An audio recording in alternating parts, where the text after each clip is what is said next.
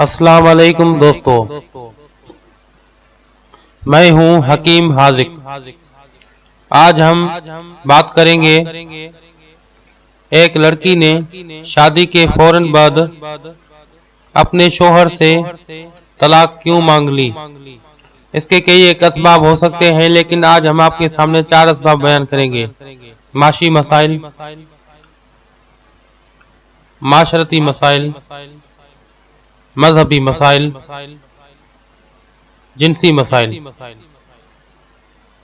मैंने आपको 4 असबाब बताए हैं। नंबर 1 मजहबी मसाइल, नंबर 2 माशी मसाइल, नंबर 3 माशरती मसाइल, नंबर 4 जिनसी मसाइल। अक्सर व बेशतर इन 4 असबाब की वजह से इख्तिलाफात पैदा होती हैं और नौबत तलाक तक आ जाती है। लेकिन मैं आज जिनसी मसाइल पर रोशनी डालूंगा, जिसकी वजह से अच्छे खासे रिश्ते बिगड़ जाते हैं। 60% ही तलाकें जिनसी मसाइल की वजह से होती हैं। 40% अफराद मर्दाना कमजोरी और जिनसी अमराज का शिकार होते हैं, जिसकी वजह से पहले दिन से ही इख्तिलाफात, तल्खियां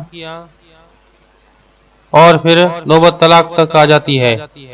मसला ये है कि ये मर्द हजरात अपनी पाक दामन बीवी को मुतमईन नहीं कर पाते अपने मर्दाना कमजोरी की वजह से। तो नताइज कुछ ऐसे निकलते हैं। जो दोस्त इस किस्म के मसाइल से दो चार हैं, उनके लिए मेरा मशवरा है कि वो शादी से पहले अपना मुकम्मल मेडिकल और मर्दाना मसाइल के लिए चेकअप जरूर करवाएं। इन मसाइल से बचने के लिए, इस किस्म के तकलीफों और परेशानियों से बचने के लिए मजहबी ख्यालात और पाक साफ और पाक दामनी इख्तियार करनी चाहिए। आखिर में एक गुजारिश, अगर हमारे वीडियोस आपको अच्छी लगी तो हमारा YouTube चैनल